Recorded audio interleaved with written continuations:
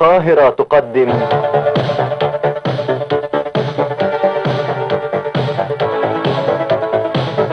المطار الفني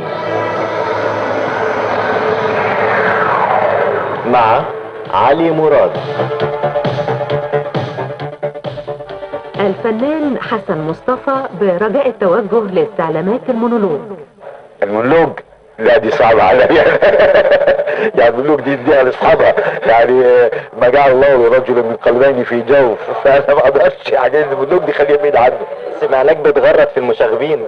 يعني ده بيبقى حدث في وقته يعني، انما مش مستمر او ما بستمرقوش يعني.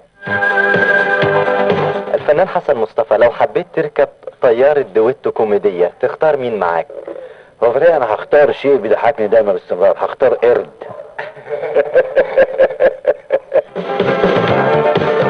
ايه هي الرحلة الفنية اللي قمت بيها وكانت بالنسبة لك صاروخ في سماء النجومية؟ كانت رحلة جميلة، وكانت يعني اقدر اسميها في بداية حياتي، كانت اسمها مسرحية اصل وصورة. لو حمولة طيارتك الفنية زادت وانت في السماء، ترمي شنطة المسرح ولا السينما ولا التلفزيون؟ والله هعلق واحدة في دراعي اليمين وواحدة في دراعي الشمال وواحدة في رقبتي. ما بشوفش ليه طيارتك الفنية على رادار الإذاعة المصرية، مش برضو ليها جمهورها؟ الإذاعة المصرية دي صاحبة الفضل الأول على كل فنان على ما أعتقد، لأن الإذاعة دي يعني أنا بعتبرها من أصعب الأعمال اللي بتتقدم أو اللي بيقدمها الفنان، لأنه من خلال الميكروفون بس لابد أن يعبر عن الصورة أو عن الشخصية اللي هو بيقدمها ويوصلها للناس عن طريق الميكروفون، غير مرئي بالعين ولا بد أن يرى بالعين وبالأذن وبالوجدان وبالإحساس.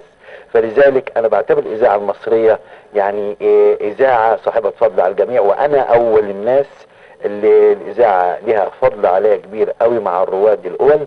وأنا ما بخلش أبدا إن أنا أو بظن إن أنا أتواجد في الإذاعة، فأنا بتواجد كل سنة في الإذاعة والحمد لله، بمسلسل أو بسهرة أو بأي اشتراك فني أقدر أقدمه للإذاعة. الفنان حسن مصطفى، تطير في سماء الدراما جمهورك يضحك وينبسط، تدخل كابينة الشر يخف دمك اكتر، ايه السبب يا كابتن؟ يا راجل امسك خشب وقول ده ربنا سبحانه وتعالى بينعم علينا بفضله، ده فضل ونعمة من الله، ونرجو ان ربنا يفضل سابقها علينا. الفنان حسن مصطفى، مين الكابتن اللي ركبت معاه في بداية حياتك الفنية ووصلك لممر النجومية؟ يعني الله يرحمهم كانوا كثيرين اصحاب فضل، من اللي رحلوا الاستاذ فطين عبد الوهاب، الاستاذ السيد بدير، الاستاذ حسن الامام، واخرين من الفنيين، الحاج وحيد فريد. يعني انا مش بذكر يعني بحصر، ولكن ده يعني اللي بتعيهم ذاكرتي، دول اصحاب فضل عليا، ومن مات منهم توفاه الله، ومن بقي منهم اعطاه الله العمر المديد.